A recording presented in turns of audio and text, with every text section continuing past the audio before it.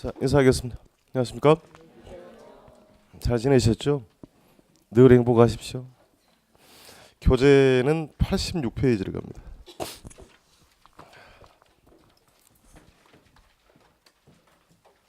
자, 투자론을 들어왔는데 지난주 했던 표현을 좀 정리를 하고 갑니다.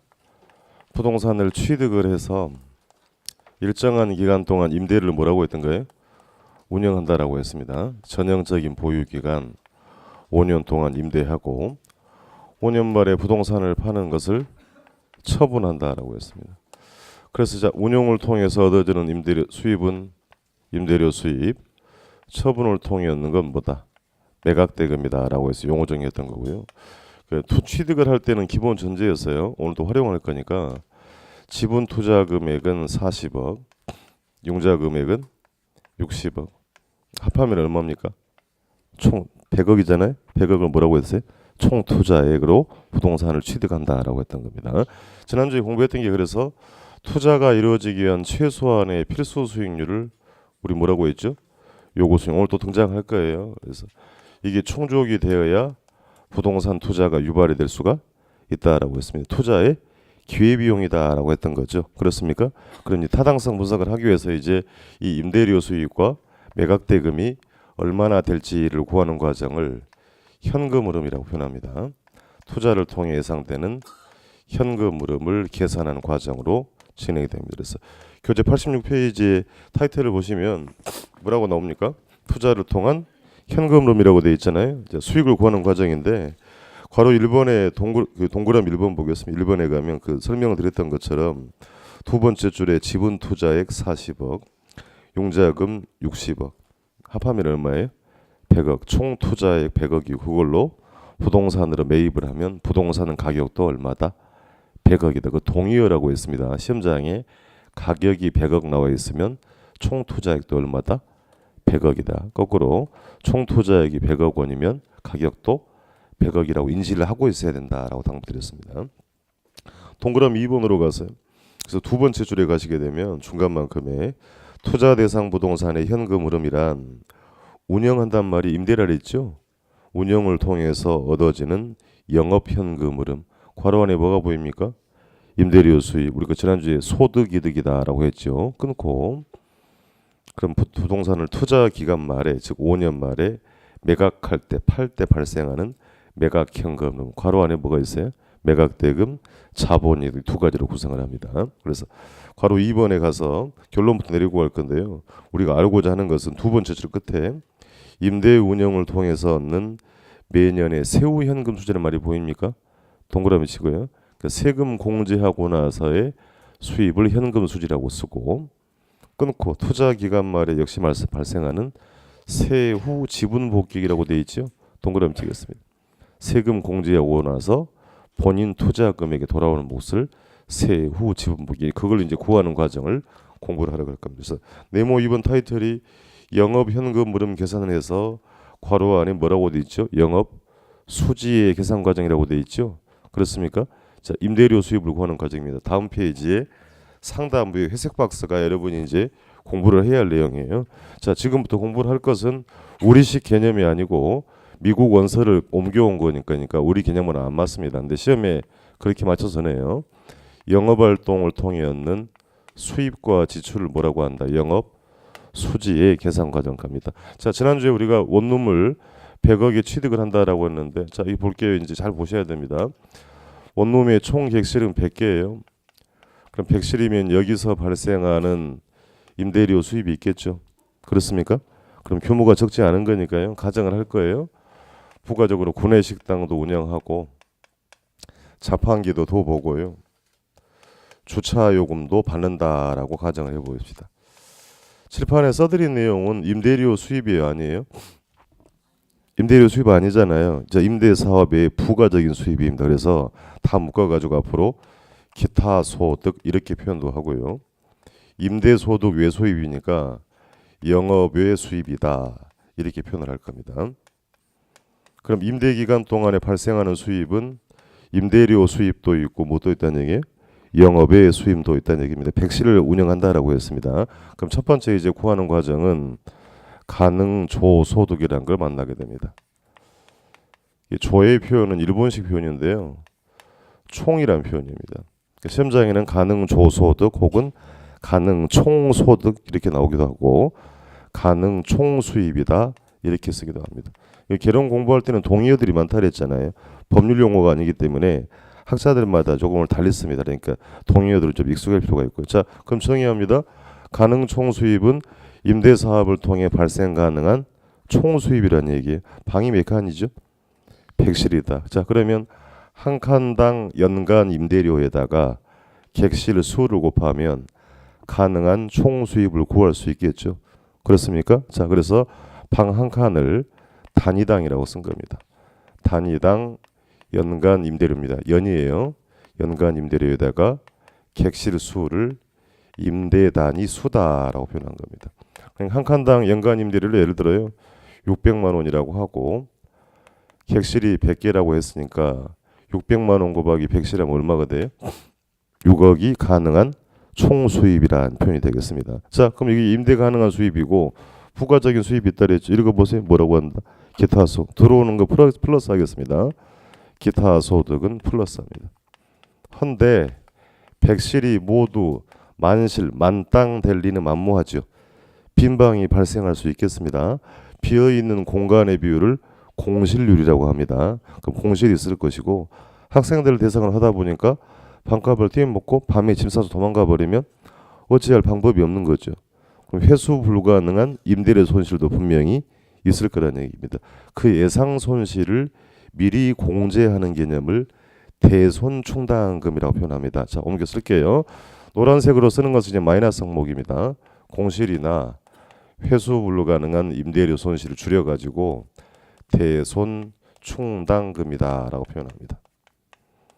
이렇게 공실 및 대손 충당금이라고 쓰기도 하고 공실 및 불량 부채다 이렇게 쓰기도 합니다. 그러니까 정확하게 쓰면 불량 채권이라는 표현인데 이게 영문으로 해석하다 보니까 불량 부채 이렇게 쓰기도 해요. 자, 이걸 볼 겁니다. 공실 및 대손 충당금 쓰기도 하고도 공실 및 불량 부채, 불량 채권 쓰기도 합니다. 대개 이제 가능 총소득이 한 5% 정도를 반영을 해요. 뭐 5%가 중요한 건 아니고 이게 6억이라 했으니까 5%를 미리 공제한다는 얘기는 얼마입니까? 6억이 5%? 6억 33천만 원을 미리 손실을 반영해서 공제를 하겠다는 실제로 발생한 게 아니고요.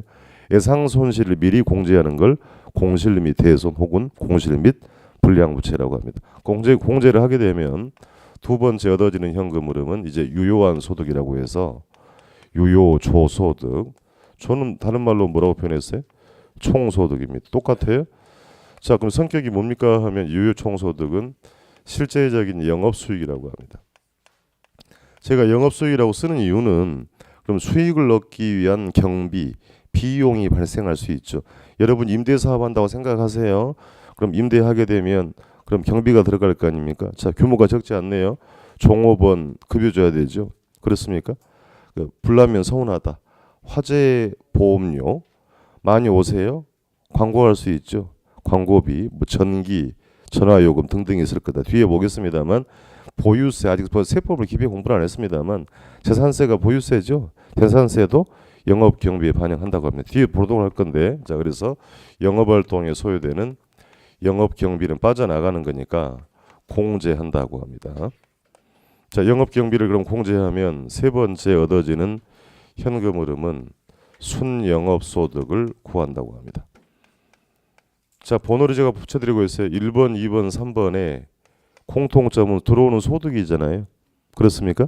그럼 이 세 번째까지의 소득은 처음에 내 돈 얼마? 40억, 융자금 얼마?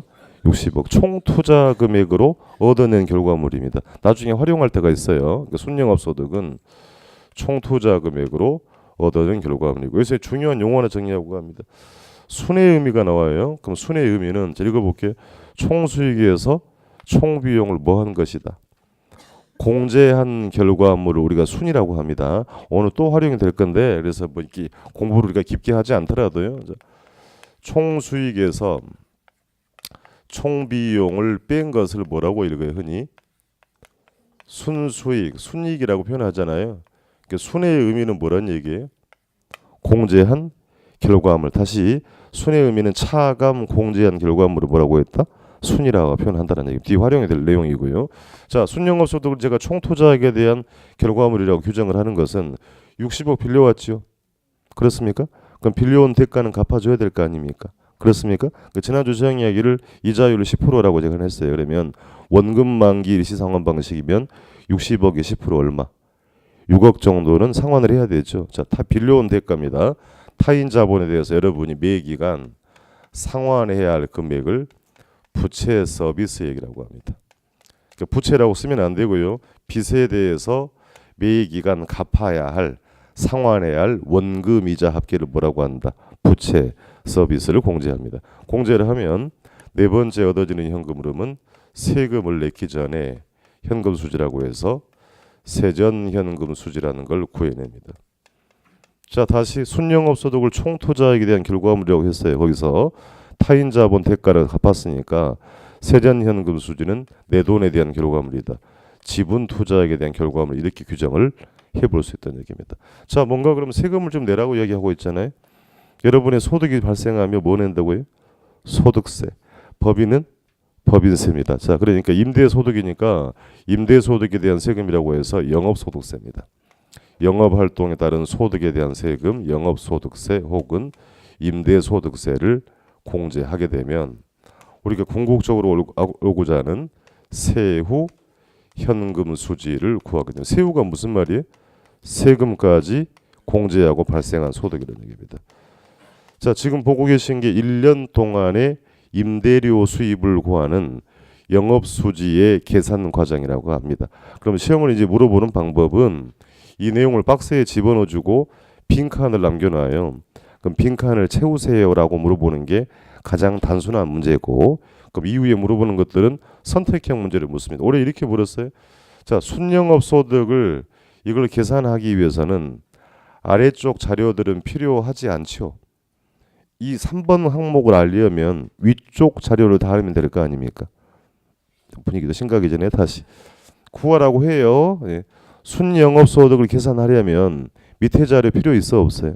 없어요. 위쪽 자료 다 필요하다. 그렇게 선택형 문제로 나오게 됐습니다. 그리고는 이제 이 풀이 과정을 지문형으로 물어요. 어떻게 구합니까? 지문형으로 묻기도 하고, 계산 문제는 순소득을 구하세요, 세전을 구하세요, 세후를 구하세요, 이렇게 물어보게 되는 겁니다. 자, 그래서 이제 공부하는 방법은 이게 두 문자 따서 외우는 방법도 있긴 하나, 문제는 이제 이게 왜 그 기억이 안 남느냐 하면 용어들이 불편한 내용들입니다. 우리 생활 속에 안 쓰는 표현들이거든요. 그래서 용어 하나하나를 여러분 거 정리를 못 하시면 외워도 또 금방 잊어먹는다고 하는 겁니다. 그러니까 이건 이제 두 문자로 따는 방법을 이제 이따 말씀드리긴 하겠습니다만, 그보다는 하나하나의 용어를 좀 정리를 잘 해주시라. 그게 뭐냐고 묻지는 않습니다만 그게 내 거화가 돼야 오래 남는 것이고요. 보고 A4지 써보시는 것이 더 효과적인 방법이 됩니다. 시험은 당장 보러 갈 거 아닌 거니까 조급하게 외우실 필요는 없어요. 그러니까 5월달까지 완성한다, 이런 관점을 좀 해주시라는 당부드립니다. 제가 번호를 붙여드리는 것은 들어오는 뭐예요? 소득이고, 노란색 항목은 뭡니까? 공제하는 겁니다. 공제. 자, 그러니까 공제 항목 읽어볼게요. 공실 및 대손 충당금을 미리 공제한 것이고, 다음은 영업경비. 앞에 유효 총소득이 영업수익이라 그랬잖아요. 그럼 시험은 주관식은 아니니 빈칸 넣기를 물어본다 하더라도 굳이 그걸 무리하게 오실 필요는 없는 겁니다. 그러니까 이게 영업수익이라고 그랬으니까 뒤따라오는 건 뭐다? 경비, 비용을 뺀다는 얘기고, 순소득이 총의 결과물이라 했으니까 타인 자본 대가는 갚아줘야 되죠. 부채, 서비스액. 이게 세전세후라고 했어요. 그럼 중간에 뭐가 들어가야 돼? 세금이 들어가야 될 거 아닙니까? 그러면 임대소득에 대한 세금, 영업소득에 대한 세금을 공제하면 세후를 구하게 된다. 해볼 겁니다. 자, 가능 총소득에서 뭐를 더하고요? 읽으세요. 기타 소득을 더하고 공실 및 대손을 뭐하면? 제하면 유효를 구할 수 있다. 이렇게 물어요. 그럼 이 두 개는 순서를 바꿔도 관계없습니다. 다시 읽습니다. 가능 총소득에서 공실 대손을 제하고 기타 소득을 더하며 뭐를 구할 수 있다? 유효를 구할 수 있다. 또 읽어요. 그러니까 이제 결국 이렇게 물어본 겁니다. 3년 전에 유효 총소득을 계산하기 위해서는 위쪽 자료 다 알아야 되죠. 아래는 하나도 필요하지 않습니다. 그게 이렇게 물어본 게 23년 전의 문제입니다. 그러니까 임대료 알아야 될 거죠. 기타 소득 알아야 되죠. 다른 말로 뭐라고 쓴다고요? 그렇게 용어를 바꿔놓는 거예요. 영업외 수익 그리고 공실 및 불량부채 대손 총담금을 알면 유효를 구할 수 있다. 아래 장목 하나도 필요하지 않다라는 얘기입니다. 자, 그러면 유효 총소득에서 뭘 빼면 영업 경비를 빼면 뭘 구한다? 순을 구한다. 그럼 경비 항목을 이제 우리가 알아야 된다는 얘기입니다. 그럼 영업 경비를 정의할게요. 영업 경비란 임대 기간 동안에 영업할 동안에 임대에 소요되는 경비를 뭐라고 한다? 영업 경비다. 그럼 경비에 해당하는 게 있고 그렇지 않은 게 있겠죠. 그걸 가려내라고 하는 겁니다. 집중해서 봐야 돼요. 공실 및 대손 충당금, 불량 부채는 영업 경비입니까? 아닙니까? 아니다. 이거 당연히 영업 경비 아닙니다. 부채 서비스 경비예요? 아니니까 밖에 빠져나와 있는 거예요. 다시 공실 및 대손 부채 서비스 경비다? 아니다. 소득세 경비다? 아니다. 그러니까 굳이 무리하게 올 필요 없다. 이걸 정리를 해버리면 다 정리가 되는 겁니다. 자, 굳이 한번 써볼게요. 영업 경비인가 쓰실 건 아니고 임대부동산의 유지비라고 합니다. 유지비, 관리비. 종업원 고용하면 급여 줘야 되죠. 종업원 급여 혹은 뭐 인건비 이렇게 표현할 수 있고요. 앞에 제가 언급을 했어요. 불나면 서운하다. 화재 보험료 많이 오세요. 뭐 한다고요? 광고한다. 광고비. 조금 독특한 게 보유세, 재산세입니다. 재산세도 영업경비에 반영을 한다라는 겁니다. 그러니까 장난치는 거예요. 재산세가 영업경비에 들어가니 소득세도 경비에 포함한다 이렇게 물어보는 겁니다. 소득세는 경비에 해당하지 않더라는 얘기입니다. 자, 그래서 유효에서 이런 항목을 공제하면 뭘 구한다? 순영업소득을 구한다. 그러니까 결국은 영업경비 항목이 많아지면 순영업소득 크기는 어떻게 돼요? 작아진다. 이런 식으로 묻는다라는 것입니다. 이해되겠어요? 자, 그러니까 13년 전에 순영업소득을 구하기 위해서 필요한 자료가 아닌 것 이렇게 물어봤습니다. 다시 이 값을 알려면 위쪽 자료는 다 알아야 되죠. 아래는 필요하지 않다. 부채 서비스 필요하다? 필요하지 않다. 다시 공실 및 대손 충당금 영업 경비는 아니지요. 경비 아니니까 빠져나와 있는 거 아니에요. 아닙니다만 순소득을 구할 때는 필요한 자료이다. OX. 그렇죠. 그러니까 이렇게 물어보는 거예요. 이게 경비는 아닙니다만 순영업소득을 구할 때는 필요한 자료가 되더라. 그리고 관건이 이제 3번 3번에서 되게 많이 물어요. 시험을. 그러니까 유효에서 경비들을 빼면 순영업소득을 구할 수가 있다. 다시 묻습니다. 순의 의미는 뭐라고요? 공제 차감한 결과물이다 했던 겁니다. 다시 그러면 순에서 뭘 빼면 부채 서비스 정의를 합니다. 부채 서비스는 여러분 융자 받은 금액에 대해서 매기간 상환해야 할 원금과 이자의 합계입니다. 자, 앞에요. 60억 빌려온 돈을 뭐라고 읽었어요? 60억이 뭐냐고요? 대출받은 금액이잖아요. 그러니까 융자금입니다. 다시 그러면 대출 원금 이렇게 표현할 수도 있고요. 또 표현을 바꾸면 저당 대부액이에요. 이 출제자들마다 용어를 바꿔 쓰기 때문에 불편함이 분명히 있습니다만 앞으로 이 용어에 익숙할 필요가 있어요. 빌려온 60억을 읽으세요. 융자금 또 읽으세요. 제출 원금 또 저당 대부. 대부가 무슨 말이다? 대출 받은 금액이다. 자, 그러면 60억 빌려오는 거에 대해서 여러분이 매기간 상환해야 할 원금 이자가 있겠죠. 그건 뭐라고 읽는다고요? 부채 서비스다. 그럼 부채 서비스라고 읽었고 또 바꿔 읽으면 저당 지불액이에요. 저당 지불액 이렇게 쓰기도 합니다. 그러니까 저당 대부액은 대출 받은 금액이고 지불은 내가 갚는다는 얘기니까 그래서 이런 게 불편한 겁니다. 저당 대부에는 뭐예요? 대출 금액, 저당 지불액은 내가 상환해야 할 금액이다. 말을 줄이면 원리금입니다. 매기 상환해야 할 원금 이자 합계 읽으세요. 뭐라고 한다? 원리금 혹은 월부금 이렇게 쓰기도 합니다. 경우에 따라서는 이와 같이 연간 이자 비용 이렇게 쓰기도 합니다. 그러니까 이렇게 또 쓰는 이유가 있어요. 자, 연간 이자 비용 합시다. 오늘 우리 제가 한 조건으로 융자 상환 방식이 원금 균등, 원리금 균등 상환 방식이면 부채 서비스 안에 원금 이자가 다 들어가요. 앞으로 만나면 다시 융자 상환 방식이 원금 균등이나 원리금 균등이면 여기 원금 이자가 다 들어가는데 원금 만기 일시 상환 방식이면 원금을 언제 갚는다고요? 만기 때. 그럼 중간에 이자는 내야 될 거 아닙니까? 그러니까 부채 서비스 크기는 융자 조건이 달라지면 그 값도 달라집니다. 그래서 이렇게 연간 이자 비용 쓰기도 한다라는 얘기예요. 그러니까 다시 순영업 소득을 구할 때는 연간 이자 비용은 필요하다? 필요하지 않다. 순순영 소득을 할 때는 위로 다 한다 했잖아. 아래는 필요하지 않더라. 문제는 이게 동의어를 시험 문제 용어들을 바꿔 쓰기 때문에 조심할 필요가 있습니다. 부채는 빚이죠. 60억은 빚이고 부채고 그 부채에 대해서 매기 갚아야 할 금액을 뭐라고 한다? 부채, 서비스, 원리금, 저당, 지불액. 용어들 좀 조심할 필요 있겠습니다. 자, 읽습니다. 순소득에서 매기의 원리금을 상환하면 뭘 구한다? 세전을 구할 수 있다. 그럼 세전에서 뭘 빼면? 소득세를 빼면 세후를 구할 수 있다는 얘기입니다. 자, 그럼 1번부터 5번까지요. 가장 값이 작은 건 어떤 거예요? 공제하고 내려왔으니까 가장 작은 건 당연히 세후가 됩니다. 자, 조건을 주고 묻습니다. 자, 가능과 유효는 동일할 수 있다. 신중하게 이제 얘기를 해보세요. 가능과 유효는 동일할 수 있다. 그 조건을 주기 나름이라는 얘기예요. 자, 그러니까 이게 개론이 반드시란 건 없어요. 자, 요거 두 개 없으면 뭐 동일할 수 있는 거예요. 그렇습니까? 주기 나름이라니까요. 그러면 가능보다 유효가 더 클 수도 있다. 공실이 없다면 만땅이라면 그럼 가능보다 유효가 더 클 수 있다. 분위기 안 좋으니까. 자, 요거 1억, 요거 1,000만 원 할게요. 공실 대손 없어요. 유효 얼마? 1억 1,000만 원 되잖아요. 가능보다 유효가 클 수도 있다. 다시 기타 소득이 없다면 유효가 더 작을 수도 있다. 요게 1억이고요. 요건 없고요. 이게 1,000만 원이래. 그럼 이게 얼마? 9천만 원이잖아요. 그러니까 그래서 플러스 마이너스가 있으니까 동일할 수도 클 수도 작을 수도. 그래서 반드시란 말은 없습니다. 그래서 등장한 지문이 유효 총소득은 순영업 소득보다는 큰 편이다 이렇게 물었어요. OX.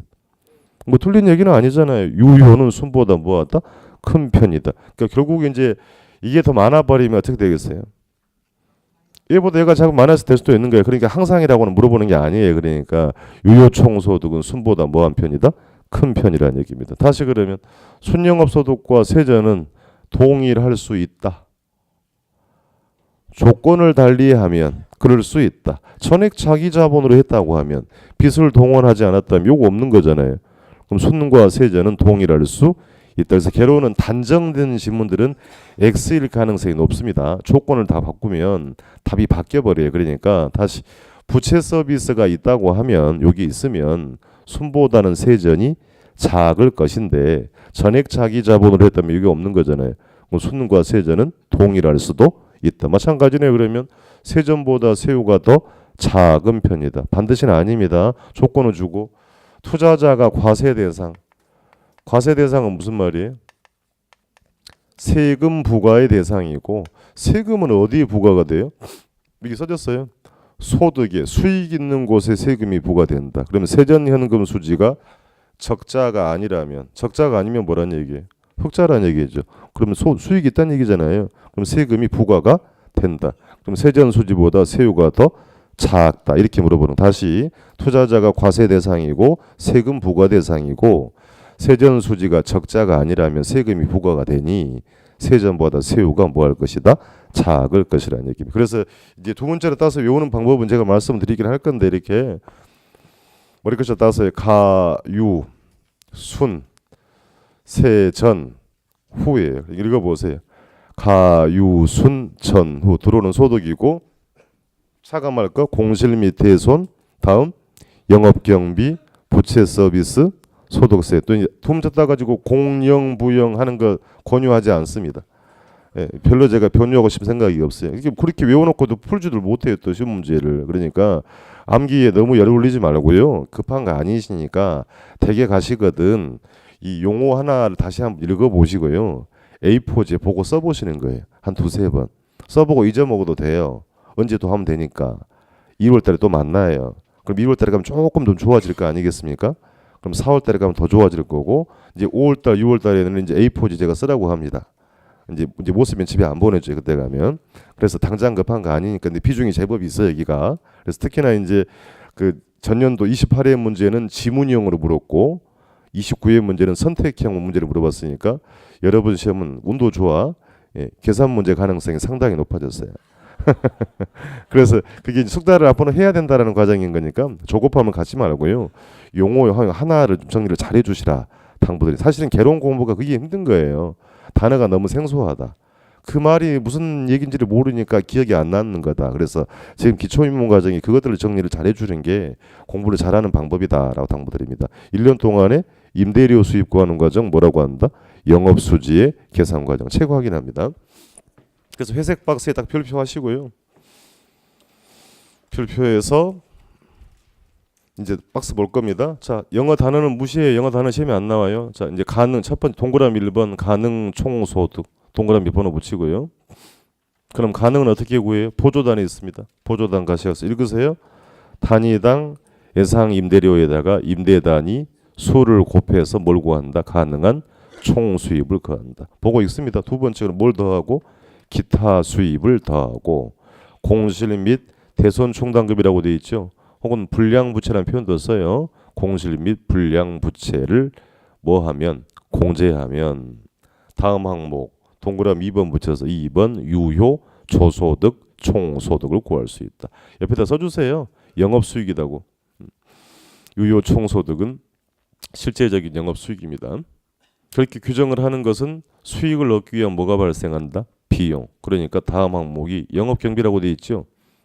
운영경비, 영업경비를 공제하게 됩니다. 공제하면 세 번째가 뭐예요? 동그라미 3번 순영업소득. 옆에다 정리하고요. 순소득은 총투자의 결과물. 나중에 써먹을 때가 있을 거예요. 순소득은 총투자의 결과물입니다. 그렇게 규정을 하는 이유는 빌려온 대가는 갚아주라는 얘기예요. 다음 항목이. 매기 갚아야 할 원금이자 합계를 뭐라고 한다? 부채 서비스액을 공제하게 됩니다. 공제하게 되면 동그라미 4번 이제 뭘 구하게 되고요? 세전현금 수지. 그럼 세전현금 수지는 내 돈에 대한 결과물이다. 뭐라고 쓸 거예요? 지분 투자액에 대한 결과물이다. 세금 내야 되죠? 그렇습니까? 마지막에 어떤 세금? 영업소득세 혹은 임대소득세를 공제하면 맨 끝에 동그라미 5번 붙여서 세후 세후 현금 수지를 구할 수 있다는 얘기. 어쨌든 간에 굉장히 중요한 표현이기 때문에 앞으로 그 관심을 더 공부를 해야 된다 당부드립니다. 그러니까 당장 뭐 두 문자 따서 외우는 건 중요한 건 아닌데 이렇게 가유순전후 이렇게 하는 요령도 있다라고 당부드렸어요. 자, 앞에 지문 좀 봐드립니다. 괄호 1번 가능 총소득은 가능 총수입이라고 하고 부동산으로부터 얻을 수 있는 최대한의 임대료 수입이다. 그래서 다시 단위당 임대료에다가 임대 가능 면적이라고 돼 있죠. 그렇게 쓰기도 합니다. 혹은 임대단위 수를 곱해서 뭘 구한다? 가능한 총 수입을 구하게 됩니다. 괄호 2번 기타 수입은 다른 말로 또 뭐라고 쓰고 기타 소득이다. 첫 번째 줄에 임대료 수입 외에 부가적인 수입이라고 돼 있죠. 괄호 안에 읽어주세요. 또 뭐라고 읽어요?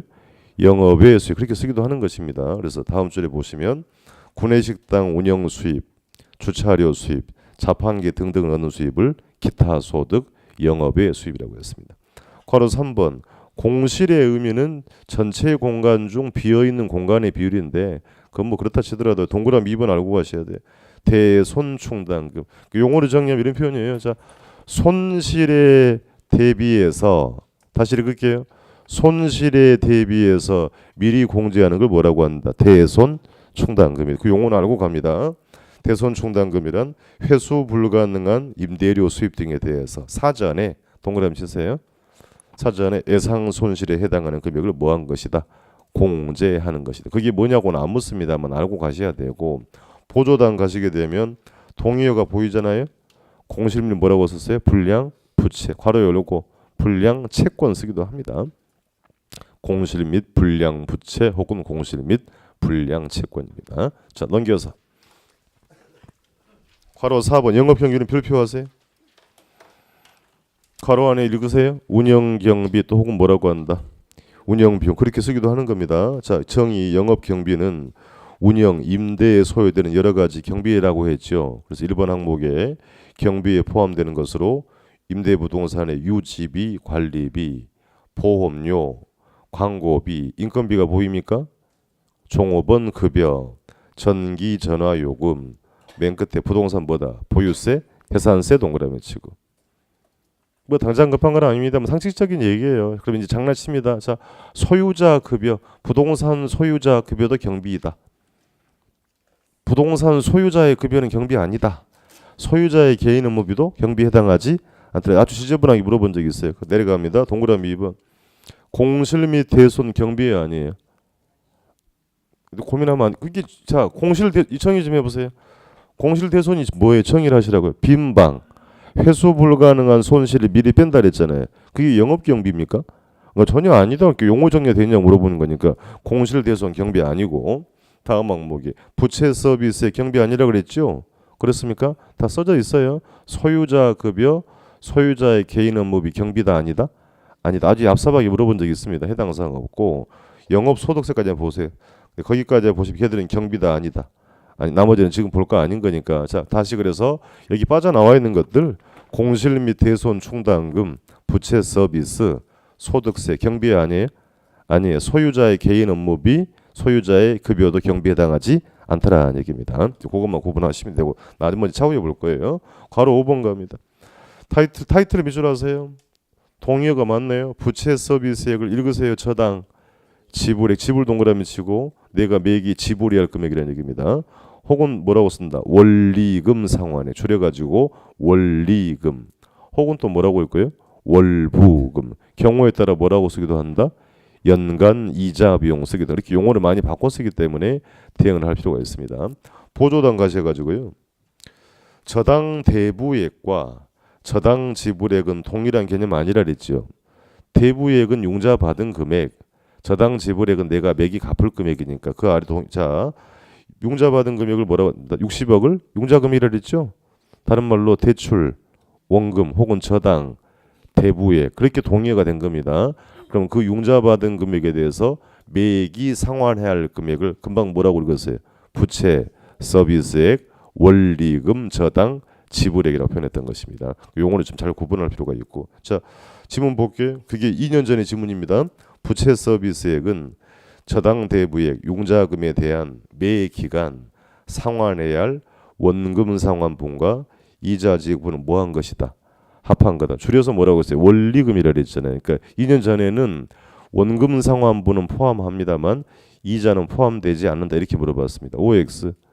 잘못했죠. 매기 갚아야 할 원금 이자를 합한 것을 우리 뭐라고 한다? 원리금, 부채 서비스. 그래서 그 기록을 해놨습니다만 융자금액이 60억일 때 대출 이자율이 10%고 원금 만기 일시 상환 방식이라 그랬죠. 원금을 언제 갚는다? 만기 때. 그 중간에 이자 내는 기간은 거치 기간이라 그랬죠. 그렇습니까? 60억에 10% 얼마? 6억으로 내야 되는 겁니다. 그러니까 맨 끝에 부채 서비스액은 융자 조건에 따라서 뭐 할 수 있다?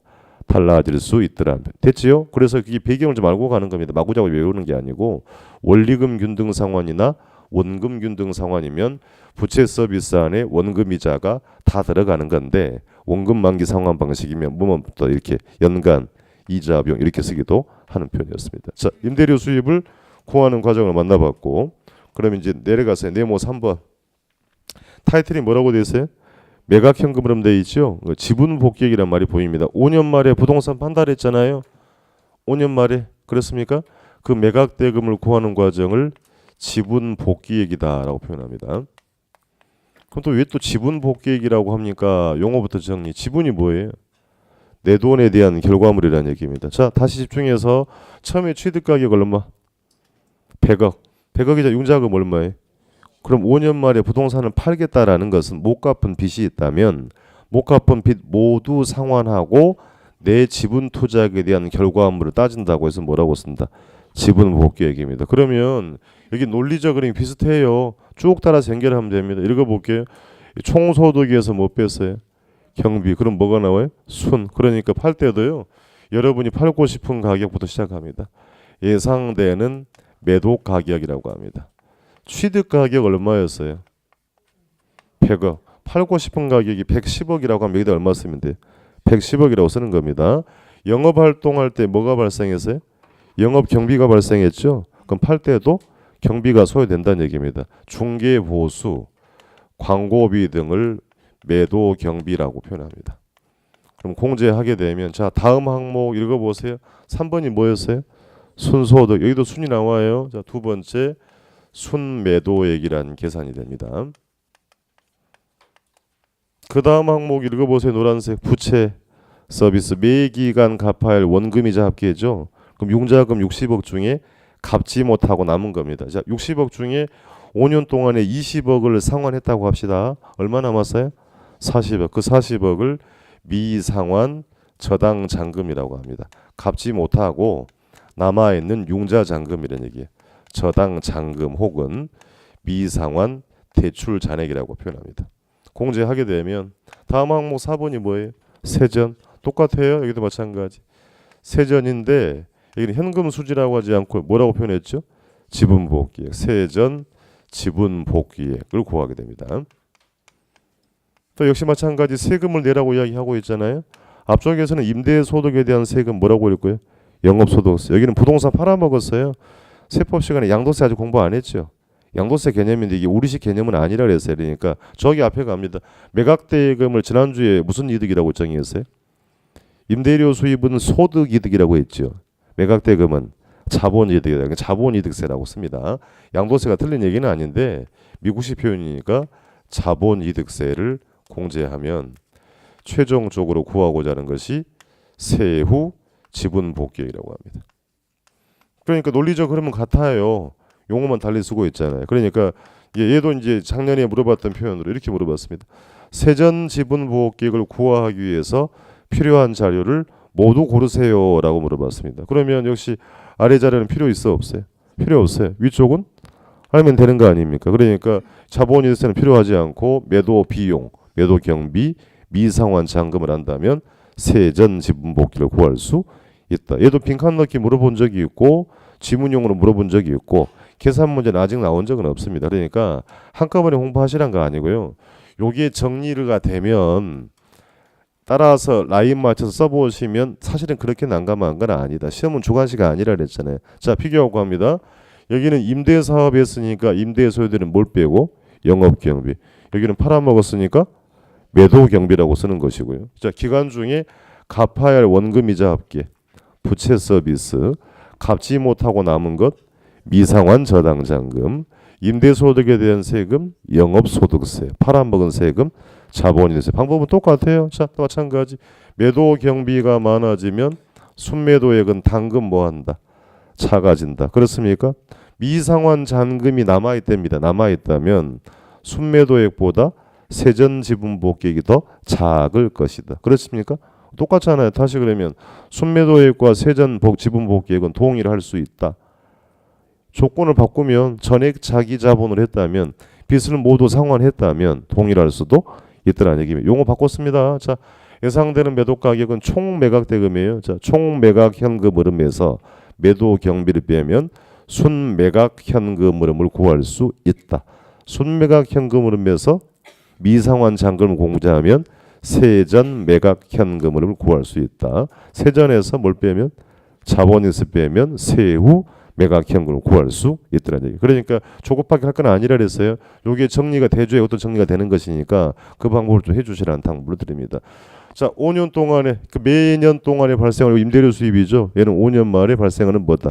매각대금, 지분복귀. 그럼 투자를 통해 발생하는 현금 흐름은 영업 현금 흐름과 매각 현금 흐름으로 나누어 볼 수 있다. OX. 그렇게 물은 겁니다. 그러니까 영업 현금 흐름과 무엇과 매각 현금을 구분해 볼 수가 있다는 얘기입니다. 자, 책 확인합니다. 괄호 1번 지분복귀 개념. 일정 기간 보유하다가 몇 년 동안 보유하다가요? 5년 동안. 투자 기간 말, 즉 5년 말에 처분해서 동그라미 치고요. 융자금 중에서 미상환 잔액을 모두 상환하고 끊고 자본이득세를 공제한 이후에 처분으로는 매각 차익을 우리는 지분 복귀액이다. 즉 최초 지분 투자액에 대한 결과물을 계산하는 과정이 지분 복귀액이 추계 과정이었습니다. 다음 페이지 가세요. 박스 공식이 갑니다. 다음 페이지. 여러분이 이제 하세요. 자, 번호 붙여요. 1번 예상되는 매도 가격. 그렇습니까? 뭘 빼면 매도 경비를 빼면 동그라미 이제 2번 붙여야 되죠. 2번 순매도액. 순매도액에서 뭘 빼면 미상환 잔금을 빼면 공제하면 3번 세전 지분복귀액을 구할 수 있고 어떤 세금 빼야 돼요? 자본이득세 공제하면 마지막에 4번 세후 지분 복귀. 제가 두 문자 따는 것은 별로 권유를 안 한다 그랬어요. 그러니까 조급하게 볼 문제는 아니라 그랬습니다. 차후에 이제 용어들을 정리해서 써보시는 게 제일 좋은 방법이다. 그 방법 말씀드립니다. 내려갑니다. 동그라미 1번 매도 가격, 두 번째 줄에 매도 가격 중간만큼의 총 매각 대금 혹은 또 뭐라고 한다. 총 매각 현금을라고 하고 투자자가 팔고 싶어하는 예상되는 가격이었습니다. 2번 순매도액, 매도 가격에서 매도 경비, 매도 비용을 빼면 순매도액이 되죠. 그렇습니까? 순매각 현금이라고 한다.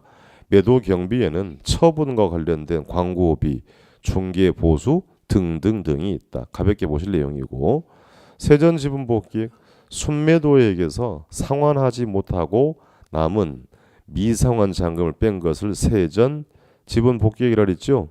그렇습니까? 다른 말로 뭐라고 읽고요? 세전 매각 현금. 융자금 60억 중에 5년 동안 20억을 상환했다면 남은 건 얼마다? 60억 20억 갚았잖아요. 40억을 뭐라고 해요? 미상환 저당 잔금, 미상환 대출 잔액이다라고 표현했던 겁니다. 그 정도 보시면 되겠습니다. 나머지는 이제 지문을 읽어드린 이유는 그 지문을 묻는 게 아니고 그 용어들을 알고 계셔야 공부가 편하다라고 하는 거예요. 아시겠죠? 그래서 책을 지금 막 읽어라 이런 게 아니고요. 지금 여러분 공부는 용어예요, 용어. 용어를 정리를 잘 해주시는 게 공부를 편하게 가는 방법이다라고 당부드립니다. 자, 그럼 이게 다시 정리해 이제 투자를 통해 예상되는 수입, 임대료 수입을 구하는 과정, 매각되는 과정 공부했잖아요. 타당성 분석하기 위함입니다. 이제 따져볼게요. 그러면 자, 100억이라는 자금은 현재 투자했잖아요. 투자했잖아요. 안 했어요? 했어요. 임대료 수익과 매각 대금은 아직 발생하지 않은 미래 수익이죠. 장래 수익이잖아요. 그러면 투자 시점과 수익이 발생하는 시점이 일치하지 않는 문제가 있습니다. 그러니까 이 장래 수익을 현재 시점으로 환산해서 투자 분석할 필요가 있다고 해서 이제 세 번째 공부할 내용입니다. 화폐의 시간 가치라는 걸 만나게 됩니다. 자, 그래서 요거 이제 보고 실 거예요. 이때 공부를 하는 이유는 시간 가치가 다르다라는 관점으로 공부를 하는 거예요. 이렇게 잘 보셔야 됩니다. 자, 이렇게 볼게요. 현재 1억 원이 있어요. 1년 후에 1억 원이 있습니다. 조건을 드립니다. 레이트 이자율 10%. 둘 중에 하나만 선택해서 가자 하시면 어느 거 가져가실 거예요? 이제 생각하셔야 돼. 현재 1억. 왜요 그러면? 조건을 드렸잖아요. 이자율 10%죠. 그럼 현재 1억 원이 있으면 정기예금에 가입을 한다고 합시다. 1년짜리, 1년 만기. 그럼 1억 원에 1년 후에 가치가 얼마가 돼요? 1억 원에 10% 이자 붙었어요. 1,000만 원. 그럼 여기 1년 후에 가치 얼마? 1억 1천. 갑자기 자신감이 급 내려가네. 예, 그러면 다시 거꾸로 물어볼게요. 1년 후에 1억 원의 현재 가치는 1억이 된다는 얘기예요? 안 된다는 얘기. 이게 액면상 같을 뿐이지 같은 게 아니 엉뚱한 생각하면 안 돼. 나는 지금 가져가면 다 써버리니까 1년 후 가져간다 하면 안 되고 제가 조건을 드리잖아요. 이자율이 10%라고 드리잖아요. 그러니까 현재 내가 1억 원이 있으면 정기예금에 가입을 하면 1년 뒤 얼마? 1억 1,000만 원이 되잖아요. 그럼 동일한 크기라고요? 아니다. 그러니까 투자는 언제 한 건데? 현재. 수익은 언제? 장래. 그러니까 장래 수익을 현재 시점을 되돌려서 분석을 할 필요가 있다고 하는 것입니다. 다시 증권 투자 올해 1억을 했어요. 올해 12월 1일자로. 내년 1년 뒤에 정확하게 또 1억이 남아 있습니다. 중간에 배당 안 받고 그냥 그대로 가지고 있대. 본전이 착각에서 벗어나야 되죠. 손해 본 겁니다. 뭐만큼? 여기 있잖아요. 이자만큼 손해 봤어요. 그러니까 자 다시 1억 투자해서 1억 남아 있으면 본전이라고요? 손해 봤단 말입니다. 그러니까 장래 수익을 현재의 가치와 이제 한다고 할 건데 다시 1년 후에 요 1억은 가치가 1억이 돼야 안 돼. 현재 가치가 안 돼. 다시 씁니다. 현재 1억 원과 그러면 1년 후에 1억 1,000만 원의 가치는 뭐하다? 이 굉장히 중요한 얘기예요. 이게 시간 가치인 거니까 현재 1억 원과 1년 후에 1억 1,000만 원의 가치는 뭐하다? 같다. 이 같게 만드는 이자율 개념을 정의할 겁니다. 그럼 이자율을 동의어로 쓰면 금리라고 하죠. 그럼 관심 없고 또 자 이자율은 그럼 단리화하고 복리가 있습니다. 단리는 뭐예요? 네가 말을 해줘야지. 자 원금에 그냥 달랑 이자만 발생해요. 다시 이자가 재투자되지 않습니다. 그러니까 원금에 붙는 이자를 뭐란다? 단니다. 그럼 복리는 이 발생한 이자가 또 새끼를 쳐요. 이자가 재투자되는 겁니다. 이자가 발생한 이자가 또 이자를 발생한다. 투자 수익이 재투자되는 걸 우리 뭐라고 한다? 복리다. 요거 바꿔서 물어봤다는 거 그래요? 이자의 이자가 가산되는 이자율을 단위라고 한다. 올해 제시문에 나왔습니다. OX. 그리고 문제라고 내요. 그러니까 그 기본기가 필요하다. 그러니까 원금에 붙는 이자는 단위, 발생한 이자가 또 이자를 발생한 뭐다? 복리다. 그럼 확인할 거예요. 지금부터 현재 100만 원이 있어요. 레이트는 뭐라고요? 이자율. 자, 앞으로 n 쓰면 n은 기간입니다. 2년이라고 할게요. 단위로 따져보겠습니다. 단위로 하면 제가 기간을 2년이라 그랬으니까 원금 100만 원이에요. 1년 차 발생한 이자 얼마? 이제 산수하셔야 돼. 100만 원에 10%. 10%잖아. 이자 얼마? 10만 원 발생했습니다. 그럼 단위는 다시 원금에 대해서만 이자가 발생해요. 이자 10만 원 이제 또 무시하는 겁니다. 원금 얼마? 100만 원. 이자 얼마에? 10만 원. 그럼 원금에다가 이자 합이 얼마다? 그럼 2년 말에 120이 된 겁니다. 복리로 갑니다. 같은 조건으로 원금 100만 원, 이자 얼마 발생하고요? 어차피 10만 원은 같아요. 그럼 복리는 이자까지 재투자가 돼요. 1년 말에 2년 초에 원금은 이제 100만 원이 아니고 110만 원이 된 거예요. 110만 원에 10%, 11만 원. 그럼 2년 말에 얼마? 121만 원이 됐어요. 이게 단위와 복리 차이입니다. 자, 그럼 이제 수식을 정리를 할 거예요. 복리로. 그래서 1년 차의 현금 흐름을 정리합니다. 쓰실 거 아니고. 자, 원금이 얼마였어요? 100만 원. 곱하기 1 해도 관계없죠. 요거 100만 원이잖아요. 자, 100만 원에도 이자 갑니다. 100만 원 곱하기 이자율 10% 0.1 이렇게 표현할 수 있죠. 읽을게 산수부터 요거 얼마? 100만 원. 요건 얼마? 10만 원. 그리고 학창 시절에 인수분해 한다라고 들어본 적은 있을 겁니다. 마음은 내려놓고 자 같은 100이 있죠. 100 있잖아요. 100으로 묶을 거예요. 그죠? 끄집어내서 100을 앞으로 끄집어내고 곱하기는 생략하고 여기 1 있어요. 플러스 2가 있고 이 0.1이 있죠. 있나요? 이렇지 1 플러스 0.1 이렇게 표현을 해볼 수 있습니다. 그럼 100만 원 곱하기 1.1이니까 얼마 됐어요? 110만 원. 산수는 하세요. 산수는 100만 원 곱하기 1.1 얼마다? 110이다. 자, 그러면 2년 차로 갑니다. 2년 차의 원금은 100만 원이 아니고 얼마? 110만 원. 자, 똑같이 할 거예요. 110만 원 곱하기 1 원금이에요. 플러스 110만 원 곱하기 이자율 0.1 같은 방법으로 했습니다. 자, 산수부터 요거 얼마? 110에는 11만 원. 또 마찬가지 같은 110이 보이죠? 이거 보입니까? 110으로 묶을 거예요. 자, 110을 앞으로 더 끄집어내고 여기 또 1이 보이고 플러스가 있고 0.1이 있잖아요. 자, 1 플러스 0.1 이렇게 표현할 수 있다. 그럼 110만 원 곱하기 1.1을 한 거니까 얼마가 돼요? 121만 원이 됩니다. 그럼 앞에서 우리가 수식을 110과 이놈은 두 개의 값이 뭐예요? 이퀄이잖아. 이퀄이니까 자 그래서 이 110을 요것으로 바꿔 쓰겠다는 얘기예요. 수학적 용어로는 치환한다고 합니다. 다시 요거나 같잖아요. 같으니까 이 110을 요것으로 바꿔 쓰겠다는 얘기예요. 바꿔 씁니다. 그러면 자 100만 원 곱하기 1 플러스 0.1 요거 그대로 가져왔어요. 근데 여기 또 있잖아요. 1 플러스 0.1 그럼 몇 번 곱하라는 얘기예요? 2번 곱하라는 얘기예요. 그럼 수식이 정리됩니다. 100만 원 곱하기 1 플러스 0.1에 이렇게 2승 표현하셔야 되는 얘기입니다. 그럼 1.1을 몇 번 곱해줘라? 2번을 곱해줘라. 그럼 얼마가 돼요? 1.21이 됩니다. 이제 그래서 산수는 필요한 거니까 100만 원 곱하기 1.1이 2년 말이 얼마? 121만. 이 과정을 시험에 물어보는 건 아니고 소식을 도출하고 있어요. 자, 그럼 100만 원은 현재의 금액이죠. 현재 금액이잖아요. 현재 금액은 앞으로 프레젠트 밸류라고 합니다. 밸류는 가치, 프레젠트는 현재. 발음이 안 좋아서 모르겠어요. 자, 그럼 121만 원 2년 후의 금액이죠. 미래는 뭐라고 해요? 퓨처다. 퓨처 밸류라고 합니다. 그럼 곱하기 1 플러스 0.1이 뭐였어요? 레이트 R입니다. 그럼 2는 뭐예요? 기간. N이라 그랬잖아요. 이렇게 해서 공식이 하나 만들어진 거예요. 그럼 왜 보기를 제가 본 거냐면 집중해서 봐야 됩니다. 1 플러스 R의 n승은 앞으로 계속 만나요. 등장을 할 건데 그 나오는 과정을 본 거고요. n은 뭐라고 그랬어요? 기간, 연수예요. R은 뭐예요? 이자율이라니까. 그럼 이 수식을 앞으로 우리는 내가 계수라고 합니다. 계수는 계산하는 수식을 말하는 거고요. 또 왜 또 내가라고 하냐면 미래의 가치의 줄임말이에요. 미래의 가치를 미가라고 하지 않고요.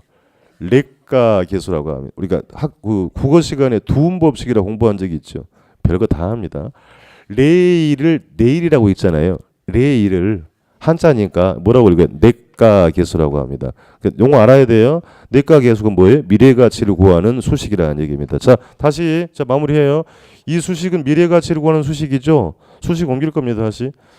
자, 현재의 가치 곱하기 1 플러스 R의 n승 했더니 뭘 구했다? 미래의 가치. 미래의 가치를 구하는 수식이잖아요. 그럼 이제 보고 계시는 이 R 가운데 이 R을 앞으로 우리는 수익률이다. 할증률이라고 합니다. 다시 미래의 가치를 구할 때 이 R을 뭐라고 한다고요? 수익률, 할증률이라고 읽고 그럼 이 수식을 가지고 현재 가치를 구하라고 할 수도 있죠. 그럼 이놈을 구하라고 하면 양변을 1 플러스 R의 n승으로 나눠주겠단 말입니다. 그냥 해볼게요. 자, 곱하기 이렇게 1 플러스 R의 n승분의 1 오른쪽에도 마찬가지 1 플러스 R의 n승분의 1 해주면 학창시절에 약분한다는 말은 더 들어봤을까요? 자, 별거 다 합니다. 이제 자, 요거 두 개 정리됐죠? 그럼 남은 건 이 수식과 요놈과 요것만 남았습니다. 그럼 수식을 정리합니다.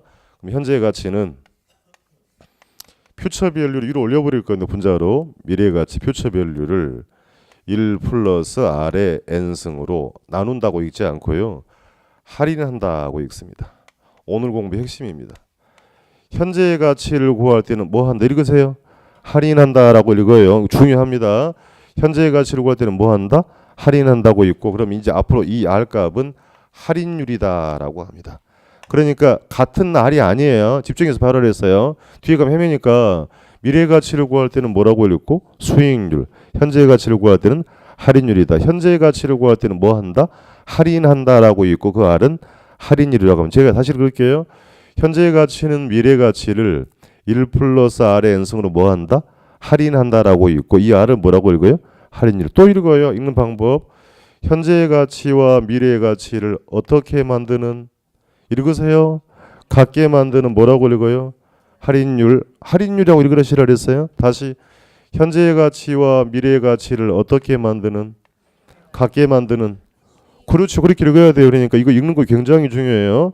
현재의 가치와 미래의 가치를 어떻게 하는 같게 만드는 수익률. 현재의 가치와 미래의 가치를 어떻게 같게 만드는 뭐다? 할인율이다. 읽는 방법의 차이가 있다 그랬습니다. 미래의 가치를 구할 때는 수익률, 현재의 가치를 구할 때는 할인율이다. 그래서 이제 이 과정을 시험에 묻는 건 아니고 수식을 도출하는 과정이고 이제 원리를 가지고 계속 써먹을 거기 때문에 말씀을 드린 사항입니다. 교재 확인할 겁니다. 89페이지 두 번째 줄 가세요. 중간만큼의 즉 투자 금액의 투입 시점과 수익이 발생하는 시점은 일치하지 않지요. 다르잖아요. 그럼 현재 시점 가치와 미래 시점 가치를 어떻게 하는 동그라미 치고 일치시키는 이자율 개념 정립하고 있습니다. 그 밑에 줄은 제가 지금 설명을 드린 내용이니까 밑에는 꼭 한번 읽으세요. 자, 다시 현재 1억 원과 1년 후 1억 크기는 같은 것이다? 같은 거 아니라 그래서요. 현재 1억 원이 가치가 더 크다. 그게 화폐의 시간 가치를 이야기하고 있는 겁니다. 한 장 넘겨서. 그래서 90페이지 가시면 설명드린 내용이 나와요. 자, 이자율 레이트 인터레스트라고 되어 있죠. 그래서 이자율의 개념은 단위하고 뭐가 있다? 복리. 단위가 합니다. 단위는 원금에 대해서만 붙는 이자라고 되어 있죠. 그래서 풀이 과정 보면 박스 안에 보세요. 풀이 과정은 중요한 건 아니고 이자율이 10%일 때 한글 보세요. 현재 100만 원은 2년에 얼마가 된다? 120만 원. 그게 단위 개념이 된 겁니다. 복리 동그라미 치고. 복리는 지급받을 이자가 원금에 가산되어서 또 뭐가 발생한다? 이자가 발생한다. 그렇습니까? 최초의 투자액이 수익을 창출하고 수익이 뭐 된다?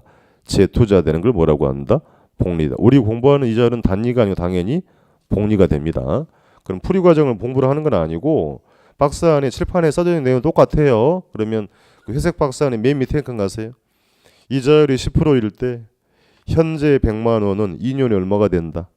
121. 그게 복리 개념이었습니다. 자, 그래서 박스 빠져 나오셔야 돼. 맨 끝에 여기서 현재 100만 원을 2년 후에 121만 원이 되게 하는 1 플러스 R의 n승을 뭐라고 읽으신다고요? 내가계수 미래가치 계수라고 표현합니다. 됐지요? 내려와서 괄호 2번 현재 가치를 미래 가치로 만들어주는 R은 뭐라고 하고? 수익률이라고 하고, 두 번째 줄에 미래 가치를 현재 가치로 만들어주는 R은 뭐라고 한다? 할인율이다. 자, 칠판 보겠습니다. 읽어볼게요. 지금 보셔야 돼. 현재 가치 얼마? 2년 후의 가치 120. 100만 원의 2년 후의 가치는 얼마? 121. 다시 거꾸로 2년 후에 121 현재 가치 얼마? 100만. 후계 값이 뭐하다? 같다. 같게 만들어주는 수익률, 같게 만들어주는 할인율. 그러니까 현재 100만 원과 2년 후에 121 크기는 뭐하다? 같다. 그 개념을 정의를 한 겁니다. 자, 올라가세요. 이 박스 안에 표 여러분 읽어야 돼요. 100만 원을 뭐라고 읽으시고? 현재 가치. 오른쪽에 121은 미래 가치. 자, 100만 원의 2년 후의 가치는 121이 되죠. 다시 거꾸로 2년 후에 121의 현재 가치는 얼마? 100만. 이 그림 보고 읽어요. 100만 원을 121로 만들어주는 R은 뭐라고 읽으시고? 수익률. 그래요. 2년 후에 121을 100으로 만드는 R은 뭐라고 한다? 할인율이라 하더라니. 밑에 공식 있죠? 공식 한번 확인합니다. 자, 오른쪽 공식부터 미래가치 구하는 것부터 현재 가치 곱하기 1 플러스 R에 n승했더니 미래가치가 되었죠. 괄호 안에 R 동그라미 치고 미래가치 공식 보고 있습니다. 오른쪽 공식이에요. R 동그라미 치고 그 R은 뭐라고 읽으시고? 수익률이라고 읽는다 그랬어요. 그 왼쪽 공식 현재 가치는 분자 미래 가치를 1 플러스 R의 n승으로 뭐 한다? 할인한다. 그거 읽어야 돼요. 다시 현재 가치는 미래 가치를 1 플러스 R의 n승으로 뭐 한다? 할인한다라고 읽고 그럼 분모의 R은 뭐라고 한다? 할인율이라고 있는 겁니다. 또 다른 방법 읽어요. 현재 가치와 미래 가치를 어떻게 만드는? 같게 만드는 뭐라고 한다? 할인율이라 하더라 얘기입니다. 내려와서 조금만 그 용어 정리 박스 안에 보고 있습니다. 현재 가치를 줄여서 뭐라고 읽고? 현가 있나요? 조금만 글씨로 그러니까 프레젠트 밸류라고 되어 있죠. 앞으로 현가라고 나오면 뭐다? 현재 가치 계수다. 미래 가치 줄여서 뭐라고 한다? 내가라고 표현하겠다. 용어를 알고 가야 들어갑니다. 이제 본론으로 들어가기 위해서 기본 개념을 정리를 했던 과정이었습니다. 여기까지 보시고요. 쉬었다 가겠습니다.